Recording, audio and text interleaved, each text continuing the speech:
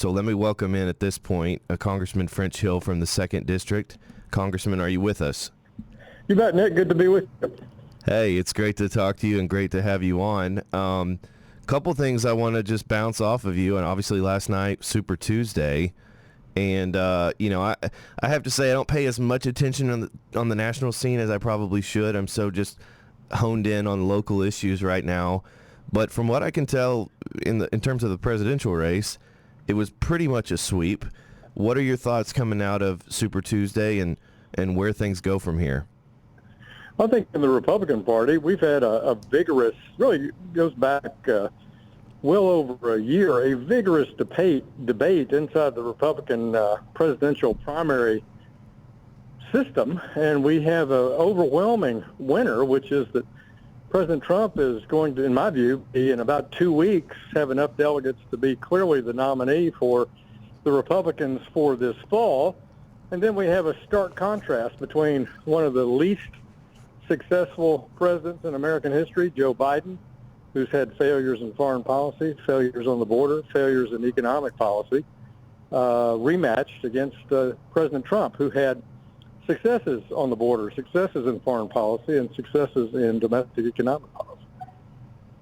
Yeah, the contrast does seem pretty clear. And I mean, I think, look, I'm sure there's folks like me who, don't necessarily always love President Trump's style, but the results are really hard to argue with when you look at where we were when he was in office compared to where we are now in terms of inflation, the border, across the board. It's a very stark contrast. So I think you're right, and it hopefully the voters will see that contrast and make a good decision in the fall. I know we've also got the State of the Union coming up, I believe tomorrow night. Any predictions or thoughts? I mean, what should folks be looking out for in the State of the Union address tomorrow night? Well, I mean, I think you're going to see a lot of spin from Joe Biden. I think he's going to spin that he can't fix the border, only Congress can, and then blame Congress that the border is not secure, which is utter preposterous nonsense. I think, secondly, he's going to blame corporations for inflation. It's his whole shrinkflation that somehow it's corporations' fault that Americans in Arkansas are spending about almost $8,000 more this year than they were for goods and services back in 2019. Our households have had 17% higher prices than when Biden was inaugurated. So price level for consumer goods is up 17% since January 2021. Real wages are down 2%. So when you're confronted with that and the fact that you're unpopular, you have the highest unfavorably rating, Democrats don't even want you to run, I think you're going to get a lot of spin tomorrow night. And we're ready for it. We've got Katie Britt's going to deliver our response, the new dynamic young senator from Alabama. She's great. And then we know what the facts are on how to fight inflation, how to secure the border, and how to make America more secure in foreign policy. And we'll be talking about those issues. Do you think, Congressman, I mean, obviously there's been a lot of attention more recently to the president's, let's say, mental acuity and ability to carry out the functions of the office. I mean, I find, I mean, and I see people, I mean, obviously it's fun social media content. It's fun for people to kind of banter around about, but frankly, I find it kind of sad. I think he is actually very unwell, and I guess I just want to get your thoughts. I mean, do you think is he really going to be the nominee, and is he really up for the job? Well, the Democrats did not have a vigorous primary process. You had my friend Dean Phillips run against the president, but that wasn't anything significant, and then the perennial candidate Williamson. So Joe Biden had no competition in the primary. If he'd had competition, I don't think he would have been renominated. And the question is, will the Democrats go to Chicago and have a convention battle? And I just don't see it, Nick. I don't see it. I think they're They are committed to drive this car off the cliff. And it's dumb.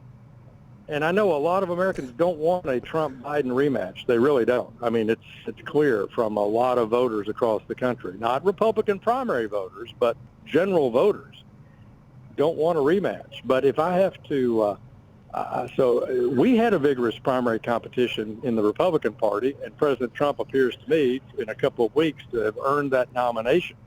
Joe Biden had no competition and is just going to be given the nomination, and he's on policy completely captive to Senator Elizabeth Warren and Senator Bernie Sanders and all their progressive left policies. And he's not a dynamic leader, and we need a dynamic leader at this tough time in the world and this tough time in our country. Yeah, well, I totally agree with that. I just hard for me to, I mean, he was already in decline when he took office in 2021, and at this point it just seems like almost day to day, week to week, that is just continuing to increase, and it's hard for me to imagine a year from now that he's still going to be, potentially serving as president in the shape that he's in. Yeah, I mean, you said it was sad. I think it's frightening. I mean, I think we need strong, dynamic, studied and steady leadership. I don't see that in Kamala Harris, the vice president. I don't see that at all. I don't see her. I see her as a real lightweight. But, I mean, honestly, if Biden were reelected, I think we recognize we'd be confronted with a Harris presidency at some point. And I hope that gives voters poise, too. And I hope that President Trump chooses wisely as he thinks very carefully about who ought to be his vice presidential nominee as well. So you mentioned, I'm backtracking a little bit here, but you mentioned inflation and that may come up in the State of Union. Obviously, I mean, all of the polling that I've seen and polling that we've done over the last 3 or 4 years indicate that, that and immigration, those are really the top. I mean, it's been pretty consistent over the last 2 or 3 years. Those are the top issues on voters' minds. The president, obviously, it sounds like is going to maybe lean into that and try to blame it on the private sector. But you obviously, someone has a lot of experience in the private sector and understands the economics of all of this. What's causing the inflation crisis, and what's the solution? Because I think it's probably less complicated than we think it is. Well, Milton Friedman taught us all that inflation comes from too much money chasing too few goods. And so when inflation roared to existence in the first quarter of 2021, we've been warning about it for months because the Federal Reserve policy was printing money during the pandemic. Republicans and Democrats spent a lot of money in the pandemic because we didn't know what we should do. We were given bad advice on the impact of the pandemic. And so we had tremendous fiscal stimulus at the end of the pandemic. Then Joe Biden was elected, and he passed 3 bills in the first 6 months he was in office, basically, of $6 trillion in new spending, plus trying to forgive student loan debt and other things that he's done. And so we have too much fiscal stimulus. We've printed too much money, and that is the origin of inflation. And it was compounded during the pandemic on the too few goods portion. In other words, we did have supply chain disruption, right? Yeah. That's right. And so that's fair. I've never blamed it solely on fiscal stimulus, but I can tell you fiscal stimulus is the origin of it, and it continues. And Biden doesn't do anything except continue unabated. And this is not just a Republican congressman saying that. Larry Summers, Bill Clinton, and Barack Obama's economic advisor, he agrees 100% with what I just said. Well, it's a good point. I mean, everybody kind of focuses on the spending side, which obviously is important. And it's a big problem. But yeah, it's easy to forget those supply chain issues that we had just not that long ago. Couldn't find toilet paper, couldn't find, I mean, really anything for a while.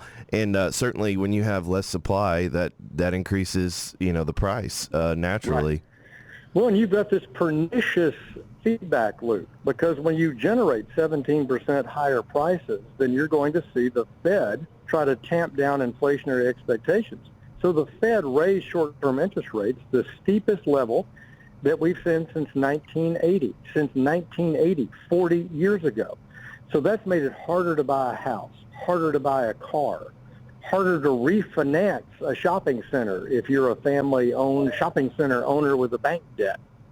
All those things have been made dramatically more expensive. When Trump was president, a mortgage was about 2.7%. Under Joe Biden, it's a 6% to get a mortgage. So you get my point. So inflation has created this secondary problem, which is really high interest rates.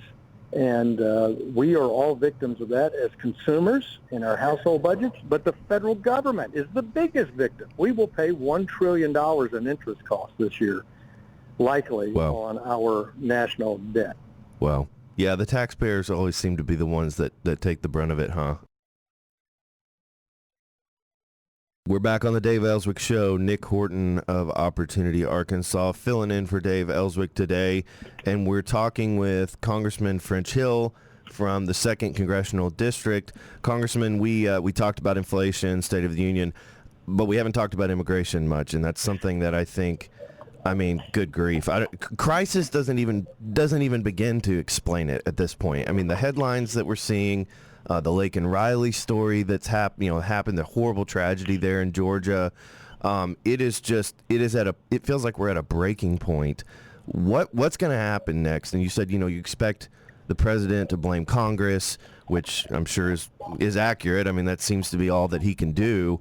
But ultimately, the buck stops with him, right? I mean, the Border Patrol, the executive branch, right? The clue is right there. Execute. They are in charge of executing the policy that Congress has passed. What can we do? What's going to happen next with the border? Well, he has completely abdicated his responsibility there, and it starts on the day he was inaugurated when he signed executive orders doing away with Trump policies. The Remain in Mexico policy, which Trump had negotiated with the Mexicans, that said if you're from a third country seeking asylum in the U.S., you must stay in that third country or remain in Mexico before you come to the United States. In other words, you would wait there for your court hearing. Joe Biden waived it. That's the accounts for the about 3 million people he's admitted into the country under a temporary status. That's the bulk of them. People seeking asylum. 90% will be conservative. 90% of those people will be rejected for asylum and will be deported.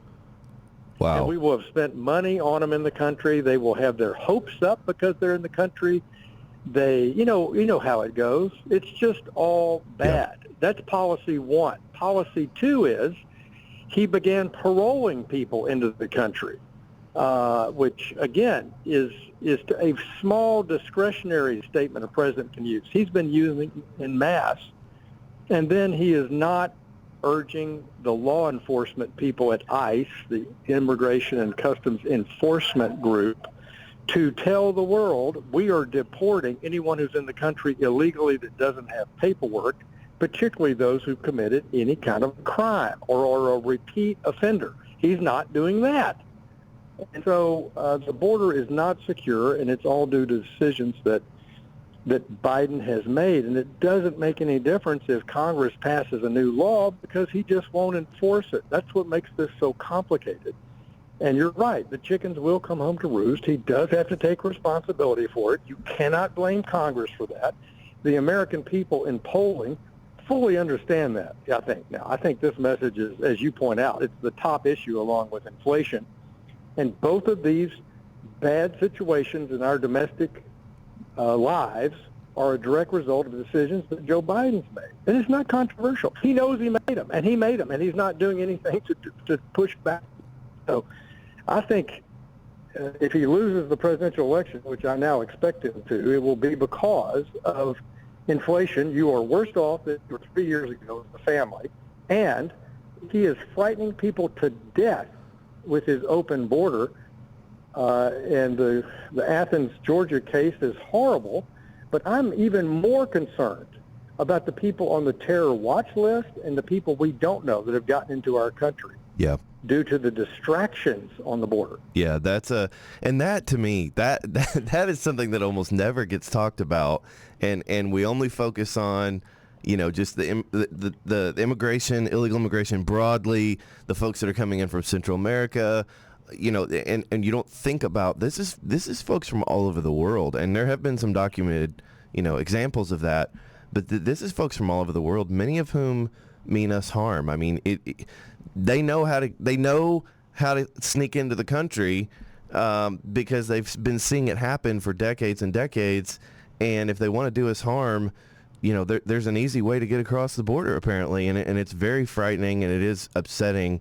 It feels like, though, and I'm curious to get your thoughts on this, it feels like we've kind of turned a corner on this issue in the sense that the country is realizing this is not just a border state problem.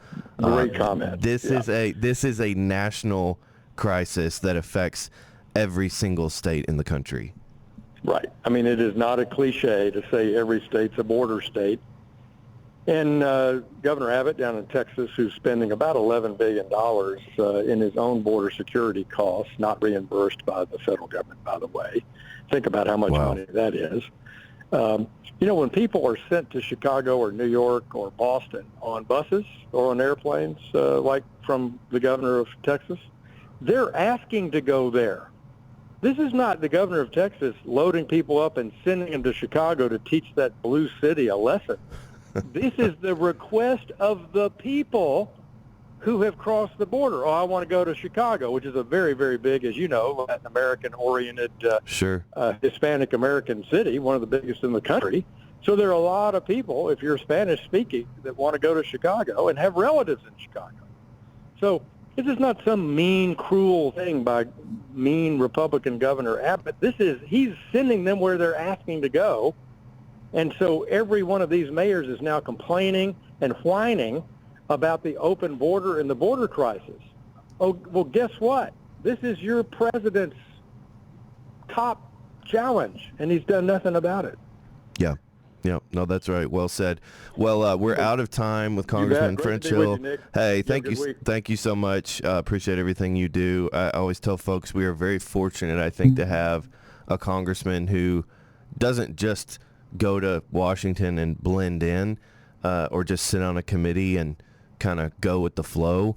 We've got a congressman who is, frankly, an economist and really deeply understands a lot of these policy issues. I mean, you heard him right there. He knows the issues, I think, as well as anyone else on Capitol Hill. And as a constituent in the 2nd District, very proud of the work that he's done and the way that he's represented our state and my family. I think he's done a phenomenal job in D.C., and I'm glad that he's there. And thanks again, Congressman, for joining us. I know he had to hop